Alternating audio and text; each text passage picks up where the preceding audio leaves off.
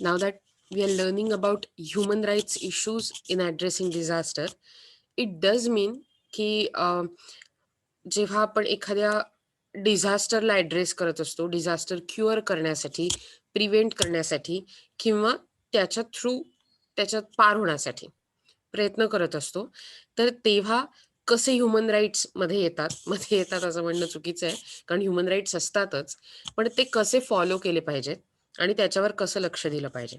Okay. सोपं उदाहरण बघा. जर समजा मी एखाद्या व्यक्तीचं पुनर्वसन करत असेल, इव्हॅक्युएशन करून. हं. If I am making their rehabilitation into different place, दुसऱ्या जागी. कारण पहिली जागा मे बी त्यांना घराची सोडावी लागत असेल. तर त्यांना त्याच किमतीची जागा, त्याच प्रकारची जागा मिळणं गरजेचं आहे. किंवा जर तशी जागा नसेल, तर त्याचं मॉनिटरी कंपन्सेशन मिळणं गरजेचं आहे. त्यांची रिसेटलमेंट आणि रिहॅबिलिटेशन याच्यात एक मानवी अप्रोच असणं, ह्युमॅनिटेरियन अप्रोच असणं गरजेचं आहे. ओके. सो मला वाटतं हे साधी गोष्ट आहे आणि पटणारी गोष्ट आहे, राईट? तुम्ही आत्तापर्यंत इतक्या डिझास्टरच्या गोष्टी बघितल्या. हं. त्याच्या बरोबरीने मी तुम्हाला ही आठवण करतेय, की तुम्हाला एक किट तयार करायचंय, इमर्जन्सी किट. हे मी आधीही म्हटलं होतं तुम्हाला. आपण लिस्ट केली होती, त्याच्यावर हुकूम करू शकतो, की घरातून बाहेर पडताना काय-काय वस्तू तुम्ही घ्याल, याचं ते किट असेल. ओके. आणि इव्हॅक्युएशन करताना. आणि तुम्ही त्याच्याबरोबर त्याचा एक फोटो आणि तुमचा त्याच्याबरोबरचा एक सेल्फी असा काढून मला पाठवायचा आहे. मला कसा पाठवायचा आहे ते मी सांगेन. आपण क्लासरूमवर त्याची एक असाइनमेंट अपलोड करू. तुम्ही त्याच्यावर तो पोस्ट करू शकता. ओके. पोस्ट करणार आहात. सो तुम्हाला हे करणं म्हणजे इट्स लाइक असा विचार करा, हे आपण करतोय कारण आपण ह्या सगळ्या गोष्टींमधून आत्ता चाललोय. तुमच्याकडे खूप सारा वेळ आहे. तुम्हाला 31 तारखेपर्यंत अपलोड करायचा आहे तो आरामात. किती सांगितली मी तारीख? 31. 31 जुलै. त्यात काय-काय घ्यायचं, कसं-कसं घ्यायचं हे सगळं तुम्ही it's like we can start the hashtag on Twitter. Ready for evacuation किंवा असा विचार करा Twitter, Instagram, Snapchat याच्यावरती तुम्ही डिझास्टर मॅनेजमेंट किंवा बीइंग रेडी फॉर डिझास्टर अशा काइंडच्या हॅशटॅगवर ही खूप मोठी मोहीम होऊ शकते. तुमच्या लक्षात येतंय का? सगळ्यांना रेडी राहायला, तयार राहायला डिझास्टरसाठी. तुम्ही खूप मोठं काम कराल जर तुम्ही हे असं केलंत तर. हं. Let's start with the introduction. Disaster, natural or otherwise, cause several negative effects on those who are affected by them. खूप वेळा कुठल्याही डिझास्टरमुळे प्रचंड व्हरायटी ऑफ डिझास्टर्स असतात आपण जे बघितले आणि त्यामुळे मोठ्या प्रमाणावर लँड आणि बिझनेस आणि घर आणि लाईव्हलीहूड यांचं सॉरी मोठ्या प्रमाणावर नुकसान होतं. बरोबर आहे की नाही? आणि आपल्या देशाने अशा प्रकारचे भरपूर डिझास्टर्स बघितलेले आहेत, बघता आहे आणि त्यामुळे अं, असा विचार करू की त्या डिझास्टर्सना रिस्पॉन्स करणं ही जशी आपली तशीच सरकारची गरज असते, सरकारची जबाबदारी असते. पण समहाऊ आपल्या लोकांमध्ये अवेअरनेस खूप कमी आहे आणि त्यामुळे इंडियन गव्हर्नमेंटने खूप लेट या गोष्टीला रिस्पॉन्स दिलाय इन अ प्लॅन्ड मॅनर. म्हणजे बघा की governments response used to be reactionary. That means after disaster has taken place. That means जे आपण ज्याला म्हणतो ना क्युअर, प्रिव्हेंटिव्ह मेजर्स नाही, क्युअर. सो तशा प्रकारचा रिस्पॉन्स गव्हर्नमेंटचा होता आधी. पण इन द पास्ट डिकेड, गेल्या दशकात, ही जो रेझिलियन्स आहे की डिझास्टर प्रिपेअर्डनेस गरजेचा आहे, तो जास्तीत जास्त मूळ धरायला लागलाय. According to national disaster management act was enacted in 2006 आणि अकॉर्डिंग टू दॅट आपल्याकडे NDMA, that is national disaster management act, हा 2006 साली तयार करण्यात आला. गव्हर्नमेंटने सुद्धा national policy on disaster management 2009 साली अडॉप्ट केली. सो तुम्हाला लक्षात आलं असेल की या 2 महत्त्वाच्या गोष्टींवर आपण बोलणार आहोत. कोणत्या 2 महत्त्वाच्या? नॅशनल एक second.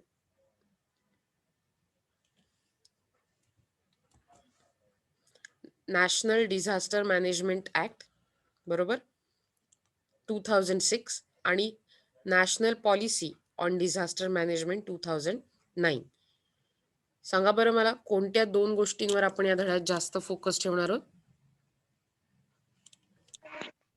National Disaster Management Act 2006. Correct. आणि दुसरी? National Policy on Disaster Management in 2009. Correct. Good. हे लक्षात ठेवा. मला तुम्हाला पंतोजींसारखं असं विचारण्यात इंटरेस्ट नाही, हे काय, हे काय, हे काय? पण या गोष्टी तुमच्या आता कुठलाही लेसन लर्न करताना अगदी सेल्फ स्टडी करत असाल तर नक्कीच त्या लेसनमध्ये तुम्ही काय शिकणार आहात, हे जर तुम्ही आधी काढून घेतलं तर त्या अकॉर्डिंगली तुम्ही ते शिकू शकता आणि म्हणून इंट्रोडक्शनचा पार्ट दिलेला असतो. ओके. सो ही गव्हर्नमेंटची लॉंग टर्म मेजर्स आपण बघतोय, म्हणजे मोठ्या काळासाठी केलेली. त्यातलं पहिलं आहे national disaster management act 2006. The act lays down institutional, legal, financial and coordination mechanism for the national, state, district and local levels. So सगळ्या लेव्हलसाठी कशा प्रकारे डिझास्टरचं फ्रेमवर्क असलं पाहिजे किंवा डिझास्टरसाठी काय मेकॅनिझम वापरलं पाहिजे, इन्स्टिट्यूशनल, लीगल, फायनान्शियल काय स्ट्रक्चर असलं पाहिजे, याविषयी या ऍक्टमध्ये पूर्णच्या पूर्ण डिनोट केलेली माहिती आहे, डिनोट केलेले डायरेक्टिव्ह आहेत. These institutions are not parallel structure to the independent structures, independent of each other and will work in close harmony. That means ती ही जी सगळी स्ट्रक्चर आहेत, national, state, district, local level, legal, institutional, financial, coordination structure, ही सगळी एकमेकांपासून विभक्त, वेगळी नाहीयेत, तर त्यांना एकमेकांच्या हातात हात घालून काम करायला लागतं. That is will work in a close harmony. The new institutional framework is expected to usher in a paradigm shift in the DM. It's not direct message, okay? Not DM. Disaster management. It's not DM, the way we use. DM from relief-centric approach to a proactive regime that lays greater emphasis on preparedness, prevention, and mitigation. Sorry. So असा विचार करा की कुठल्याही प्रकारे डिझास्टरचा सामना कसा करायचा, disaster management कशी हवी, या विषयावरती नॅशनल डिझास्टर मॅनेजमेंट ऍक्ट 2006 मोठ्या प्रमाणे एम्फसिस करतं.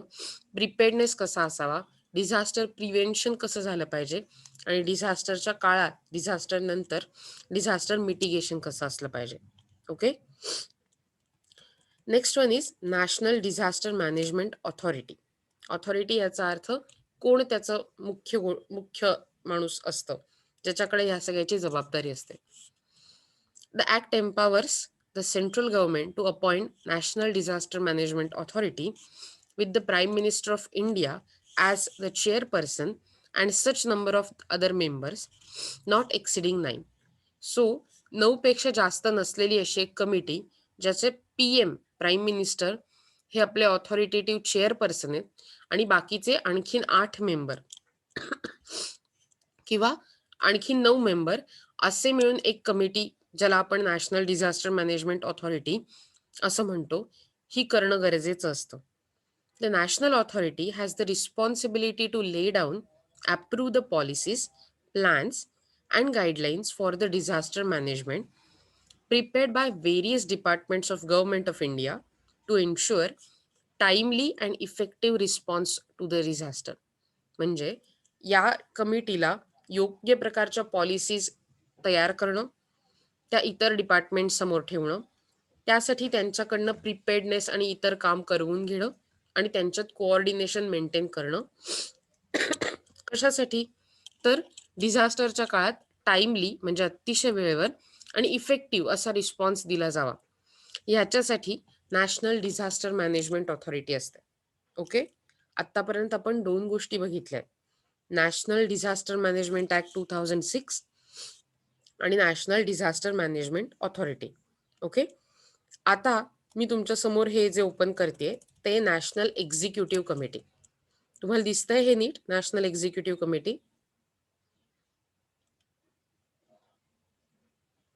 हो नाही सांगता येत नाही madam. Yes, ma'am. Okay, good. So काय करायचंय, Yes. तुम्ही हे जे नॅशनल एक्झिक्युटिव्ह कमिटीचा हा जो मुद्दा आहे, तो मुद्दा 5-6 ओळींचाच आहे. नीट वाचायचा आहे आणि त्यात काय सांगितलंय हे मला सांगायचंय. ओके. सो तुम्ही याच्यावरती 1 ते 2 किंवा 3 ओळींचे मुद्दे काढू शकता मला सांगण्यासाठी म्हणून. Let's do it. सुरू करा वाचायला.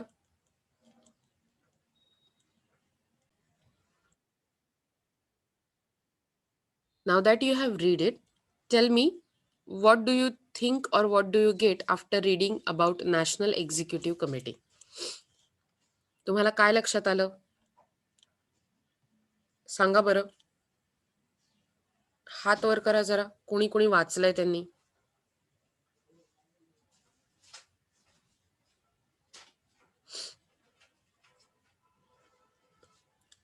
गुड. सो दिव्या सांग बरं.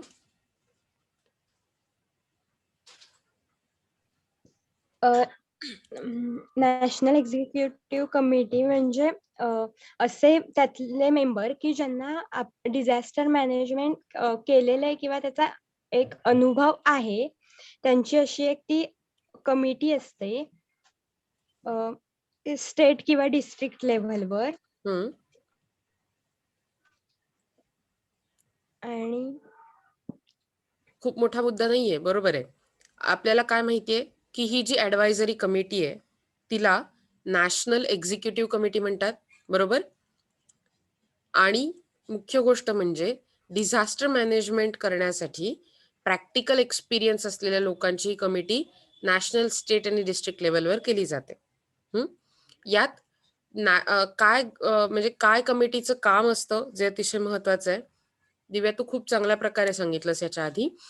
अ national plan for disaster management which is to be reviewed and updated annually. म्हणजे दरवर्षी काय झालं, काय घडलं आणि काय होऊ शकतं, त्याच्यासाठी आपल्याला किती प्रिपेअर्डनेस हवा, काय केलं पाहिजे, ह्याच्यासाठी नॅशनल प्लॅन प्रिपेअर करणं आणि तो स्टेट आणि लोकल डिस्ट्रिक्ट लेवलला राबवून घेणं, हे काम नॅशनल एक्झिक्युटिव्ह कमिटीचं असतं. आता असा विचार करा, if I am not wrong, चिपळूणमध्ये मोठ्या प्रमाणावरती जेव्हा पूर आला तेव्हा चिपळूणमध्ये ऑलरेडी मोठ्या मोठ्या बोटी आणि हे अवेलेबल आहे नगरपालिकेकडे त्यांच्या. पण मग तरीही त्यांचा वापर का नाही करता आला? कारण आपण त्या डिझास्टरला रेडी नव्हतो कदाचित. हे असं होऊ नये ह्याच्यासाठी या प्रकारच्या कमिटी काम करतात. अर्थातच आपण असं म्हणू शकतो कुठेतरी आपण हा डिझास्टर टॅकल करण्यात कमी पडलो, बरोबर की नाही. Now there is this national plan. म्हणजे देशाच्या स्तरावरती काय प्लॅन असला पाहिजे. National plan includes prevention of disaster, म्हणजे डिझास्टर अवॉइड करणं आणि integration of mitigation measures in the developing plans, the preparedness and capacity building to effectively respond to any threatening disaster situation or disaster, the roles and responsibility of different ministries of department of the government of India. थोडक्यात national डिपार्टमेंटमध्ये disaster कसा होऊ न द्यावा याच्यासाठी प्रयत्न कसे करावे, डिझास्टर झाला तर त्यासाठी कशी आपण रिस्पॉन्सिबिलिटी घ्यावी, कसा रिस्पॉन्स द्यावा लोकांना, कम्युनिटीला, आणि त्याच्या बरोबरीने वेगवेगळ्या मंत्रालयांची, वेगवेगळ्या मिनिस्ट्रींची काय कामं, रोल आणि रिस्पॉन्सिबिलिटी असतील याच्याबद्दल बोललं गेलं. That is a national plan. National authority is to recommend the guidelines for the minimum standard relief. मगाशी बघितल्याप्रमाणे नॅशनल ऑथॉरिटीला या नॅशनल प्लॅनमध्ये minimum standard of the relief हे प्रोव्हाइड करायचे असतात, याच्या गाईडलाईन्स. ओके. रिलीफच्या गाईडलाईन कशा असतात, मिनिमम काय असलं पाहिजे, तर रिलीफ कॅम्प असले पाहिजेत, काय काय मिनिमम रिक्वायरमेंट्स रिलीफ कॅम्पमध्ये प्रोव्हाइड करायचं in accordance with shelter, food, drinking water याविषयीच्या फॅक्ट्स मेन्शन करणं, मेडिकल कव्हर आणि सॅनिटेशन कसं प्रोव्हाइड करायचं डिझास्टर प्रोन एरियामध्ये आणि तिथल्या लोकांना याविषयी, special provisions to be made for widows and orphans, म्हणजे विधवा स्त्रियांना आणि अनाथ मुलांना कशा प्रकारे स्पेशल प्रोव्हिजन करून त्यांना सिक्युअर करायचं. एक्स ग्रॅशिया ह्याचा ex gratia assistance on account of loss of life as also assistance on account of damage to the houses and restoration of means of a livelihood. So तुमच्यापैकी कोणाला ex gratia याचा अर्थ माहितीये का? Anybody? Okay, so ex gratia याचा अर्थ simple term मध्ये असं म्हटलं जातं की by favour. Let me take you to the this side so you can read. The ex gratia payment is a type of payment made by organization to an individual for damages or claims without recognizing any legal obligation. So ex gratia म्हणजे by favor or by virtue of grace in Latin. म्हणजे थोडक्यात मदत करण्यासाठी आपण जो relief fund देतो ना, that is x ग्रॅशिया. कुठल्याही प्रकारे कुणी सांगितलेलं नसतं की तुम्ही अशी एवढी मदत केलीच पाहिजे, बट विथ अवर वर्च्यू आपल्या मनाने आपण ती मदत करतो, that is a ex gratia. So त्याबद्दल कशा प्रकारे मदत केली पाहिजे, फक्त लॉस ऑफ लाईफ साठीच नाही, म्हणजे मृत व्यक्तींसाठीच किंवा त्यांच्या मागच्या लोकांसाठीच नाही, तर त्याच्या बरोबरीने ज्यांचं लाईव्हलीहूड लॉस झालंय, घरं, बिझनेसेस, त्यांच्यासाठी पण कशी मदत करावी याविषयीचं मेन्शन यात असतं. आणि अशा प्रकारचे रिलीफ अतिशय गरजेचे असतात in case of disasters of several magnitude और सिव्हिअर मॅग्निट्यूड. म्हणजे मोठ्या प्रमाणावर जेव्हा डिझास्टर कॉज झालेला असतो तेव्हा national authority may recommend repayment of loans और grants of fresh loans to the persons affected by disasters on such concessional items as may be appropriate. So जेव्हा खूप मोठ्या प्रमाणावर डिझास्टर असतो, लाईक 5-7 वर्ष दुष्काळ पडलाय, तर त्या 5-7 वर्षात शेतकऱ्यांना लोन माफी देणं, कर्जमाफी, लोन वेवर असं म्हणतात, किंवा त्यांना नवीन लोन्स लवकर अवेलेबल मिळतील असा प्रयत्न करणं, अशा सुद्धा रेकमेंडेशन या नॅशनल प्लॅन मध्ये असू शकतात. सो तुमच्या लक्षात येत आहे काय काय वेगवेगळ्या प्रकारच्या गोष्टी असू शकतात. यात अदर ऑथॉरिटीज कोणत्या कोणत्या असतात, तर स्टेट डिझास्टर मॅनेजमेंट ऑथॉरिटी असते, स्टेट एक्झिक्युटिव्ह कमिटी असते, डिस्ट्रिक्ट डिझास्टर मॅनेजमेंट ऑथॉरिटी असते. The act also envisages the establishment of National Institute of Disaster Management and National Disaster Response Force and the creation of National Disaster Response Fund.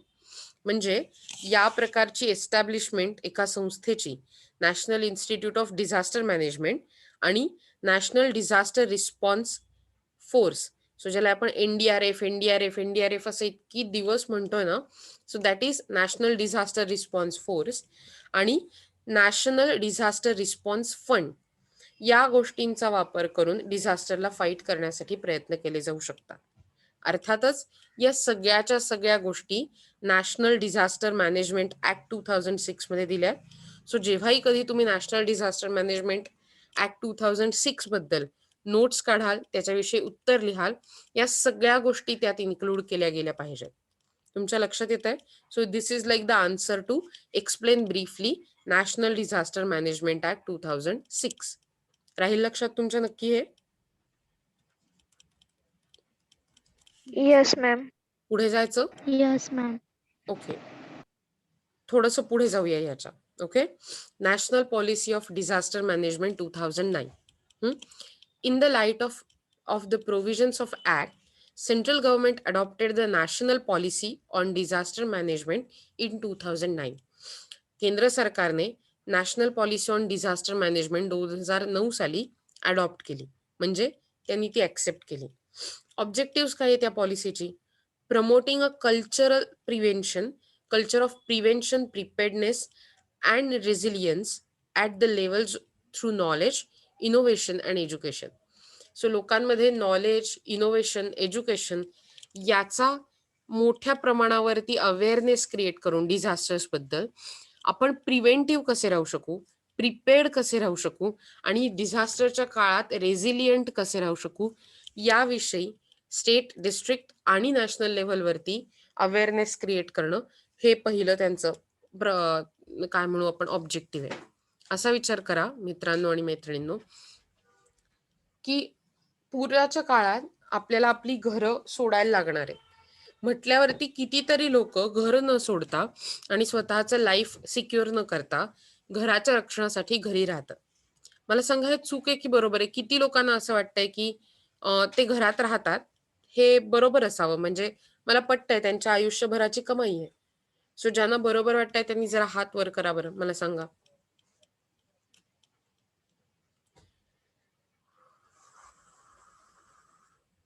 तुम्ही काय कराल जर अशी वेळ येऊच नये कधी? I am touching wood, crossing my fingers and praying to God. अशी कधीही वेळ येऊ नये.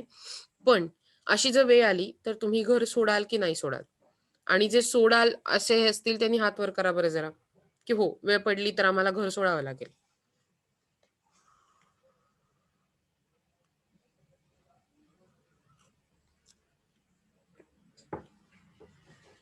राईट.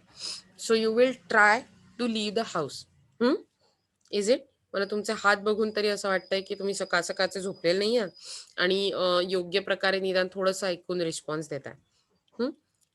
कारण अशा वेळी आपण आपल्या लाईफला जास्त प्रेफरन्स देणं महत्वाचं ठरतं. हे लोकांच्या मनावर बिंबवणं, त्यासाठी त्यांना अवेअर करणं खूप गरजेचं असतं. ओके. सो मी तुम्हाला जेव्हा असं सांगते की लेट्स प्रिपेअर इमर्जन्सी किट, ह्याचा अर्थ सॉरी, इमर्जन्सी किट मधून तुम्ही तयार होताय स्वतः. ओके. की अशी वेळ आली तर काय केलं जाईल, आणि तुमच्या थ्रू तुम्ही इतरांना तयार करताय की वेळ पडली तर आपल्याला हेही करावं लागेल. आणि म्हणून मी तुम्हाला सांगते की ते इमर्जन्सी किट बनवून बरं, ते तुमच्या डोक्यात ह्या गोष्टी खूप फिक्स राहिल्या पाहिजेत. मी एका कोर्स बद्दल असं ऐकलं होतं. ओके.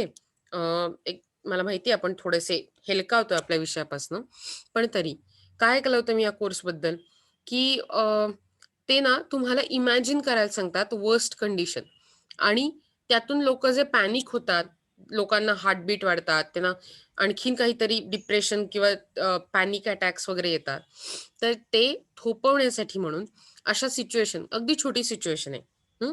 तुम्ही कुठेतरी गाडी घेऊन गेलाय, सगळेच जण, खूप जण टू व्हीलर वापरतात, टू व्हीलर सगळ्यांनी बघितली वापरताना, ती किल्लीशिवाय चालत नाही, बरोबर? सो तुम्ही कुठेतरी घरापासून लांब आहात आणि तुमची टू व्हीलरची किल्ली हरवली. आता काय कराल रे?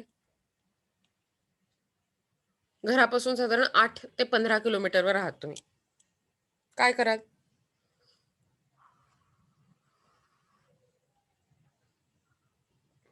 ढूंढने की कोशिश करेंगे. या पण म्हणजे असा विचार करा की तुम्ही अशा प्रचंड गर्दीच्या जागी, बाजारात, कुठे भरपूर ठिकाणी जाऊन आलात, बरोबर? पहिली गोष्ट शोधायची प्रयत्न करा, आणि घरी कॉल करू पण आणि आणायला सांगू. येस, घरी कॉल करू.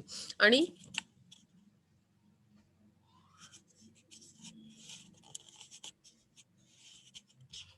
एनीबडी? पुलिस में कंप्लेंट करेंगे. किल्ली हरवल्याची.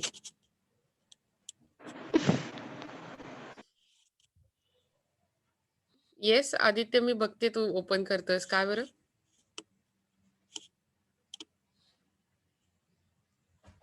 असं झालंय कुणाबरोबर किल्ली हरवलीय? सापडतच नाहीये. या मग काय केलं होतं आदित्य तू?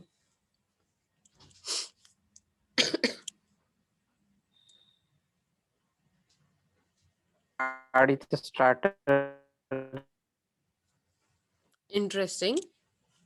मग म्हणजे काय केलं? आम्हाला ऐकायला नाही आलं, पण परत एकदा सांगशील? अर्धवट ऐकायला आलं.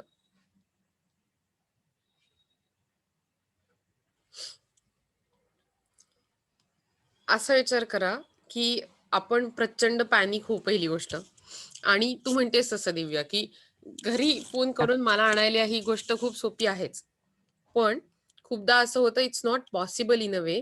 तुम्ही खूप दूर आहात. तुम्ही आता समजा एखादी व्यक्ती शिकायला बाहेर राहिलीये आणि किंवा काम करायला बाहेर राहिलीये, एकटी राहते, पीजी वगैरे असं, आणि मग तसं असताना काय करा? There will be not a single thing that we can do at that point, घरी बोलावण्याच्या दृष्टीने. गाडी डायरेक्ट करून घेऊन जाऊ. किंवा एक्स्ट्रा की होती है उससे बाईक स्टार्ट करेंगे.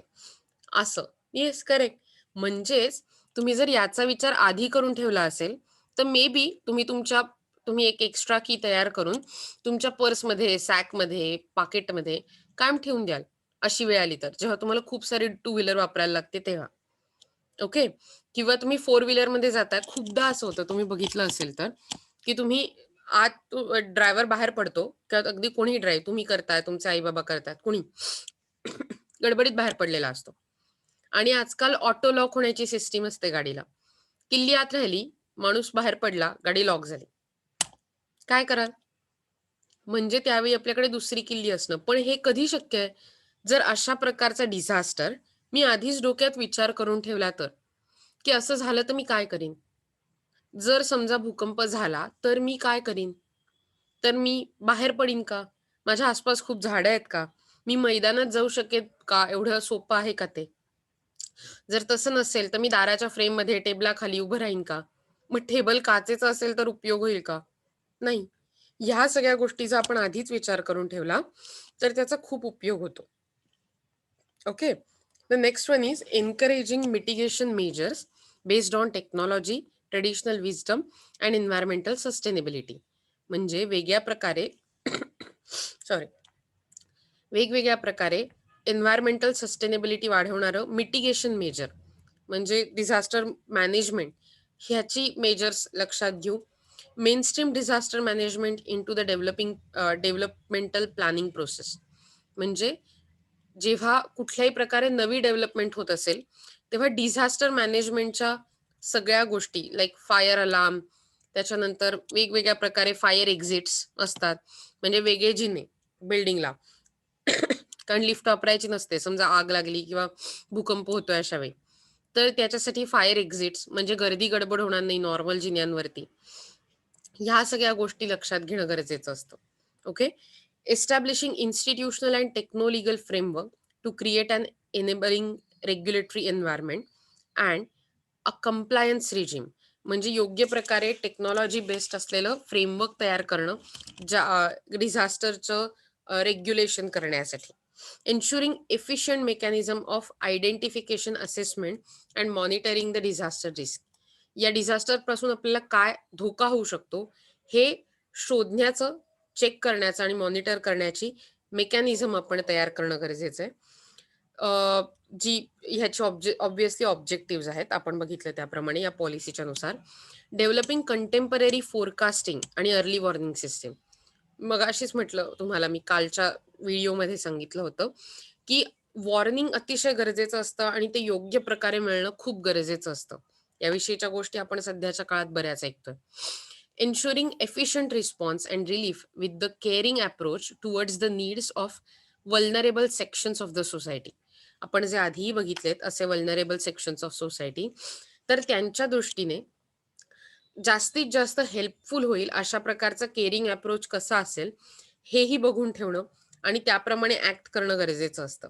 Undertaking reconstruction as an opportunity to build disaster resilience structure and habitat for ensuring safer living. तुम्ही जर बघितलं असेल तर जपान सारख्या देशामध्ये सतत भूकंप असतात. सो असा विचार करा की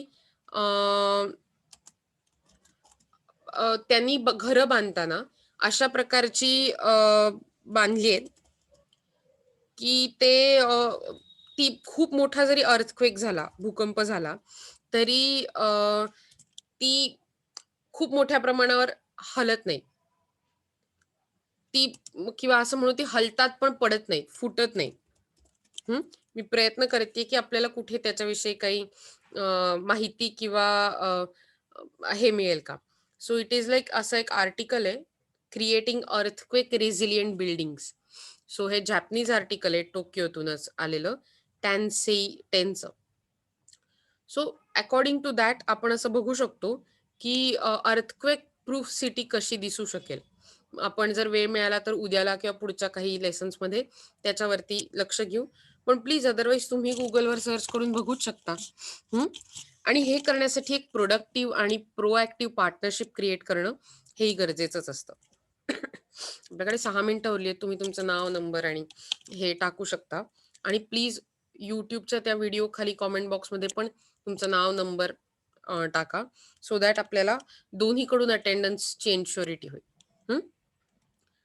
आणि ॲज युजुअल मी तुम्हाला म्हटल्याप्रमाणे सबस्क्राईब करायला विसरू नका. It's good for others. General issues related to compensation, equitable and fair distribution of relief. योग्य प्रकारे लोकांना रिलीफ देणं, त्यांना कंपन्सेट करणं, इक्विटेबल आणि फेअर असणं तो. याच्यासाठी पहिली गोष्ट आपल्याला त्यांचा किती तोटा झालाय, त्यांचं किती नुकसान झालंय हे समजून घेणं गरजेचं असतं. So that is recognition and quantification of loss. किती मोठं नुकसान झालंय आणि त्यासाठी विक्टिम्स ऑफ द डिझास्टर त्यांना त्यांना टेकन इन टू कन्सिडरेशन केलं पाहिजे नॅचरल आणि क्वांटम ऑफ कम्पन्सेशनमध्ये. ओके. आणि हे अतिशय गरजेचं असतं. Secondly, discrepancies in the responses to disaster. Although the national disaster management policy is now in place, there is no common approach adopted across the country in responding to disaster. म्हणजे थोडक्यात देशातल्या देशात पण आपल्याकडे कोऑर्डिनेशन नाहीये की आपण डिझास्टरला कसा रिस्पॉन्स द्यावा आणि त्यामुळे अनइक्वल ट्रीटमेंट मिळते कंपन्सेशन करताना विक्टिम्सना. Okay. The next one is slow and inadequate response. So compensation करताना डिझास्टरसाठी खूप कधी कधी हे जो लॉस होतो तो अतिशय मोठा आणि आपण रिपेअर करू शकत नाही. लाईक लाईफ लॉस असेल तर तो कसा रिपेअर करणार? Loss to property, loss to human life. आणि त्यावेळी गव्हर्नमेंट काही प्रकारचं कंपन्सेशन विक्टिमना देतं पण ते पुरेसं नसतं नेहमीच. आणि म्हणून खूपदा करप्शन आणि या सगळ्या गोष्टींमुळे ते खूप लेट पोचतं खूप केसेसमध्ये. म्हणजे भोपाळ गॅस लीकचे जे विक्टिम्स होते, ज्यांना त्रास झाला होता, ज्यांना लॉस झाला होता, ही केस 1984ला झाली आणि अजूनही त्यातल्या कितीतरी लोकांना फुल कंपन्सेशन मिळालेलं नाही. Insensitivities. It is observed that large percentage of government officials treat disaster victims as insensitive manner. They are not ready to look at the plight of the victims sympathetically. म्हणजे त्यांचं नुकसान आपण अनुभवू नाही शकत, आपण एम्पथेटिकली ते बघू नाही शकत, ते गव्हर्नमेंट ऑफिशियली नाही बघू शकत. असा विचार करा, फंड रिलीफ देताना सेल्फी काढणं किती चुकीची गोष्ट आहे. जे लोक त्यातून सफर झालेत त्यांच्या बरोबर सेल्फी काढताय तुम्ही, किंवा त्यांना विचारणं तुम्हाला आता कसं वाटतंय. त्याला कसं वाटणार आहे मित्रांनो, सांगा बरं. अतिशय भयंकर वाटत असणार आहे. आणि त्यांना असं विचारणं तुम्हाला आता मदत मिळाली, कसं वाटतंय, किंवा तुम्हाला हे झाल्यावर कसं वाटतंय. It's very cruel. It's animal like behaviour. Okay. प्राण्यांसारखं वागणं आहे विचार न करता. So that is insensitivity. Involuntary displacement. मग अशीच मी तुम्हाला म्हटलं की खूपदा जेव्हा अशा प्रकारच्या लोकांना जागा दिली जाते डिस्प्लेसमेंटसाठी तर ती त्यांना मान्य नसते. For example, several families residing closer to the sea shore in Chennai had to be relocated after the tsunami in 2004. पण ती कदाचित त्यांना आवडत नसेल, त्यांना पटत नसेल. सो इनव्हॉलंटरी डिस्प्लेसमेंट खूपदा कॉजेस ऑफ प्रॉब्लेम होते. Unequal insensitive rehabilitation policy. जसं म्हटलं की कुठल्याही प्रकारे एक युनिव्हर्सल पॉलिसी देशात नसल्यामुळे अनइक्वल डिस्ट्रीब्युशन होतं रिहॅबिलिटेशनचं आणि त्यामुळे मे बी ते हाफ हॅझार्ड मॅनरमध्ये होतं आणि किंवा ते होतच नाही, नुसतं कागदांवर दिसून येतं. No participation of victims. म्हणजे रिहॅबिलिटेशनमध्ये एखादा डिसिजन घेण्यासाठी तिथल्या लोकांनी पार्टिसिपेशन करणं गरजेचं असतं, विच डज नॉट हॅपन. त्यांना फक्त माहिती दिली जाते किंवा त्यांना सांगितलं आता हे तुम्ही इथे इथे जाणार आहात, त्यांना जायचंय का, त्यांच्यासाठी हे चांगलं आहे का, याचा काही विचार केला जात नाही. Then there is a lack of coordination. म्हणजे आय एम सॉरी, कुठल्याही प्रकारचं कोऑर्डिनेशन गव्हर्नमेंट डिपार्टमेंट्समध्ये दिसून येत नाही. कुठल्याही प्रकारे रिलीफ रिहॅबिलिटेशन प्रोव्हाइड करताना डिझास्टर विक्टिम्सना हे दिसूनच येत नाही की आपल्याला कशा प्रकारे रिहॅबिलिटेट केलं पाहिजे आणि त्यासाठी प्रत्येक डिपार्टमेंटमध्ये कसं कोऑर्डिनेशन असावं. सो विक्टिम्सना पिलर टू पोस्ट इकडे तिकडे पळावं लागतं लोकांकडे table to table, and that's a very bad thing. So हे सगळे जनरल इश्यूज आहेत regarding compensation, equitable and fair distribution of relief. Okay, so now that we have explained it about you. आता humanitarian approach to resettlement आणि rehabilitation या गोष्टीबद्दल मी तुमच्याशी मगाशीच बघितलं होतं की कुठल्याही प्रकारे International Convention on Economic, Social and Cultural Rights, International Covenant on Civil and Political Rights, ICESCR आणि ICCPR यांच्या अकॉर्डिंगली आपलं स्ट्रक्चर असलं पाहिजे राईट्स, ह्युमन राईट्सना ट्रीट करणारं. पण खूपदा आपण त्यात कमी पडतो. कुठल्याही प्रकारे डिस्क्रिमिनेशन नसणं गरजेचं आहे, पण आपण त्यातही कमी पडतो. सो मी तुम्हाला हे वाचायला देणार आहे. प्लीज हे वाचा आणि त्यात काय लक्षात येत नाहीये तुम्हाला ते मला नक्की विचारा. ओके, आणि आपण उद्याला परत भेटूया. Okay, till that time have a very nice day ahead. Okay, bye bye.